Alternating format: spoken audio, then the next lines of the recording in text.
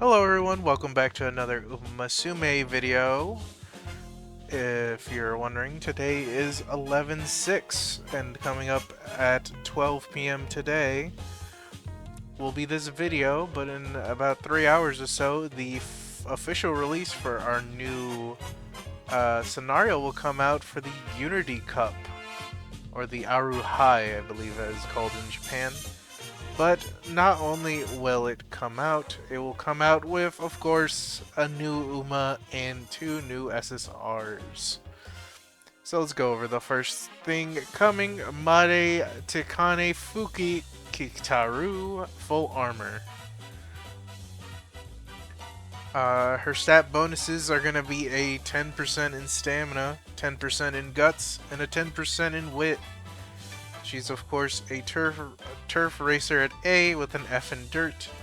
When it comes to distances, she has a A in medium, an A in long, and a C in mile, and an F in short. When it comes to her strategy, she has a G in front, B in pace, A in late, and an F enter. Her unique skill, Bountiful Harvest, increases velocity with a surge of great fortune when pressured by another runner towards the back in the second half of the race. So it's really promoting you to really run her as a late, but maybe you'll be able to find some uses for the pace strategy if you run your Matikanefukukitaru in a certain way, I suppose. Her innate skills will be right-handed, slick surge, pressure. When you start awakening her, expect inside scoop at level 2, overwhelming pressure at level 3, Kyoto race courses at level 4, and innate experience at level 5. From events, expect to get hesitant front runners, lucky 7, and slick surge. The objectives for Matikanefukukitaru is very unique. Once you participate in the Yayo show, you will officially roll the dice to find out if you're going to the Spring Stakes or the Mainchi High, which are both miles. So hey, I feel like you overall want to be in a Mainchi High compared to the Spring Stakes due to it being a G3, but at the same time really prepare for that because it could really just mess with your run a little bit too much. After that, you'll be heading into the Tokyo Yushun, aka the Japanese Derby, the Kika Show, the Kinko Show, the Takarazuka Kinen, the Hakudate Kinen, and here's where it rolls to see if you're going to the Kokura Kinen or the Sapporo Kinen. You should be doing fine in these, so they are medium races at least. And finally ending it off with the Arima Kinen. Her secret event involves you winning the Kyoto Shibunhai, the Kobe Shibunhai, and the Kika Show to get a +2 hint towards Slick Surge. And that is Matikanefukukitaru Full Armor. Overall, pretty, I suppose. If you're a big fan of her, not too bad. I think you should always go for the UMA of your choice, but before we move on to the support cards, let's talk about her epitaph, Fortune's Smile, and how to get it. This is an exclusive, of course, but you need to participate in at least 15 G1s or G2 races with the mood level of perfect. On top of that, win at least 3 G2s or higher race in a row, including the Kuka Show. If you didn't know, you only have one time to really run the Kika Show, but be sure to win that if you really want the Fortune Smile to be on there. Pretty strange and unique way of getting it, but that's usually their plans with most of these epitaphs. But this is where the part comes, should you be summoning on this banner, and I guess I always leave it to, hey, you should usually go for who you want. No one's really stopping you in going for the UMA you like, and you should do it. But without further ado, let us move on to the SSR support cards now. which we will be getting at least 100 free summon swords, aka just 10 multis. Starting off with SSR Rice Shower, who is a power type. At level 50, when you max her out, you'll be getting 30% friendship bonus, a 50 specialty priority, a 20 initial friendship gauge, a 5% race bonus, a 10% fan bonus, at level 1, a hit frequency of 20, and a power bonus of 1 with finally training effectiveness of 10. Her support hints are Maverick, Kyoto Racecourse, Deep Reps, Straight Descent, Highlander, Frenzied Pace Chasers, Subdued Pace Chasers, Flustered Pace Chasers, Disorient, and a +2 to Stamina and +6 to Power. From her events, expect to get Passing Pro, Swinging Maestro, and Firm Conditions. On the first node, you can either get a +10 to her power, to your Uma's power, and a bond up, of course. But if you pick the bottom, expect to just get 40 skill points and a passing pro hint and ending the event chains here. So that means, hey, no Swinging Maestro for you. On the second node, you get 5 stamina and 10 power for the top option. For the bottom option, you can get 15 energy back and +5 power. Finally, the third and last one, you get 5 stamina, 5 power, 5 wisdom, and a Swinging Maestro hit +1. From the random events, you can get a mood +2 or 10 stamina. If you pick the bottom, of course, that's stamina, and the mood is +2 at the top. For the final random event, you can get a 5 speed, 5 guts increase at the top, but the bottom will give you a firm conditions hint +1. And that is Rice Shower. Now, before we continue further about Rice Shower, let us get into our new friend, Riko Kashimoto, who is an SSR as well. Maxing her out here, she will get a 30 initial friendship gauge, 10% race bonus, 20% fan bonus, 35 event effectiveness, failure protection 20%, energy cost reduction by 15%, event recovery of 30%, training effectiveness of 10%, and initial stamina of 30. From her events, you'll get Ramp Up, Maverick, Lone Wolf, Rushing Gale, and Sympathy. When you are enabled to go on the dates with Riko Kashimoto, there will be up to 5 compared to the regular 3 nodes we're used to. On the first node, you'll get 32 energy back, a mood up, and 13 stamina.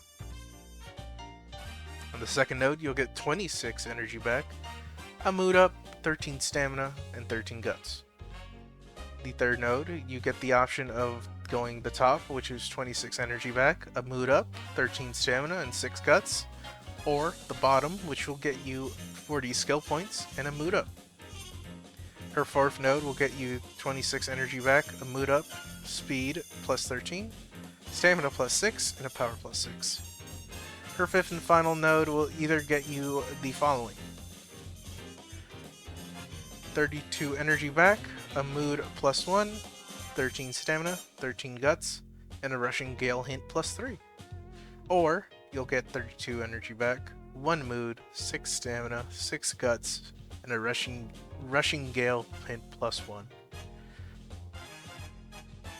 From random events, you can get 20 stamina at the top, and at the bottom you can get 20 guts. So the dating start event will happen when you usually hit the middle mark, which is around green to yellow. And the top option, you can randomly get 19 energy, a mood up, stamina +13, a ramp up, skill +3, and can start officially dating Riko Kashimoto. Or you'll get a Maverick Hint +5 and lose Riko's bond -10, ending the event chain. In the middle option, you can get a mood +1, 20 guts, and can officially start dating her with no kickback to it. Or you can pick the bottom, get a lone wolf hint +3, and lose 10 bod with Riko Kashimoto. Her special events include the following. After the first training, this will only grant higher rewards in the Aharu High, which is the upcoming scenario, of course. A mood +1, 6 stamina, 6 guts. Randomly after training, repeatable. You can get 1 mood back and +4 stamina. After finals, bond maxed will get you 20 stamina, 20 guts, and 27 skill points. After finals not maxed, will give you 5 stand-on, 5 guts, and 8 skill points. And then finally, dating before the first New Year's will get you a mood +1, stamina +16, guts +8, and a sympathy hint +3 with a +5 bond. That is Riko Kashimoto. Riko Kashimoto and Rice Shower are very good on these upcoming support banners, so you're gonna really want to hope or spend a little bit out of your own pocket or gems to go for both, because going for both will be very beneficial for the next couple of months that we will be spending in this career. Now, I suppose I can go over specifically why it will matter that much, but let's go over the upcoming Unity Cup, shall we? So, of course, if you haven't watched the Gold Ship video or not, the differences between the URA and Unity Cup is that we will be racing against basically Riko Kashimoto's team, and thus we will have our support cards be turned into people that we somewhat raise up, and basically the mechanics is gathering teammates to really raise alongside your trainee for these races. Each support card will have a certain letter grade assigned to them, starting off as F when you start the run, and basically when you trade alongside them, you get to raise it up. So it's kind of like running a lot of Umas at the same time.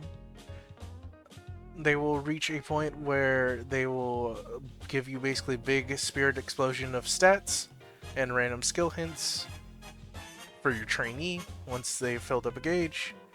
And finally, the finals will be finally you against Riko Kashimoto. Okay, here are the training levels. From F to G is the beginning, then to D, E is 2, B/C is 3, and then once you reach A it's 4, and S is 5. Now team names are specific here, and this is what I wanted to go over a little bit.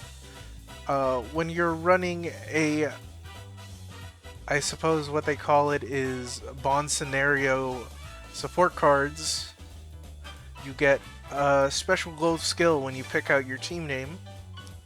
For Taiki Shuttle, it will be the Mile Maven gold skill. If you don't know what Mile Maven is, I'm pretty sure this is, I don't know what this is actually. Productive Plan? Yeah, Productive Plan. For Matikanefukukitaru, it will be Clairvoyance, which is Hawkeye. For Haru Urara, it will be Indomitable, which is Pace Strategy. For Rice Shower, it will be Cooldown, which is pretty dang good if you really think about it. And that is, of course, Deep Breaths. Basically none. If you pick Carrots, you'll get No Stopping Me, which is also pretty good. It's Nibbled Navigator. Anyway, why these two are being featured together is pretty great, because you'll get Riko Kashimoto and Rice Shower, hopefully. And fundamentally running both Rico and Raishower would turn down your overall team size. Now, that could be seen as a bad thing if it wasn't explained to us by many people already, but having a team size lower than the max is kind of more beneficial. Mostly because once those scenario characters come later in the run, there will be a higher letter grade, helping you reach that threshold for the training levels. So let's take it, we start with F. By the time we would probably get them, they would be near D or C. Basically, pretty high if you ask me. And that's not too bad. So overall, I do really recommend you go for Riko Kashimoto and Raishower if you don't get them off your free summons. But if you feel it's necessary and you must skip it, it's going to be very hard for you to function in the longer races, like, you know, the medium and long races, mostly because of how beneficial Raishower is going to be with this card during the next couple of months. Having basically an option to have 2 gold skills by running this one support card out the bat, and not having to rely on the stamina version of herself to get you that cooldown, makes it far more breathing room to really make your trainee raised. And Riko Kashimoto, while you do not need to get to basically a full limit broken copy of Riko Kashimoto, hell, I'm pretty sure you can run this with the R version of herself, fully limit broken. If you miss so much, you realistically can, I think, do fine with just a level 30 Riko Kashimoto, and I think with at least a copy of Raishower. And you will be able to, I don't know, have a bit more breathing room for these very fast champions meets that we keep getting. Anywho, before I go on to a tangent forever, I believe we should end it here, and I'll leave it up to my videos to really showcase how good they are, because I'm definitely going to be going for these cards till I get them, if I don't. Because how else am I going to really explain to people how these things work if I don't go for them? Anywho, let me know who you're going for. Is it Matikanefukukitaru? Or you're actually going for these support cards and not waiting for the free multis to really give you the time to get them both? Let me know in the comments below. If you like this kind of content, be sure to like, subscribe, all that nice jazz and stuff, and I'll see you in the next one.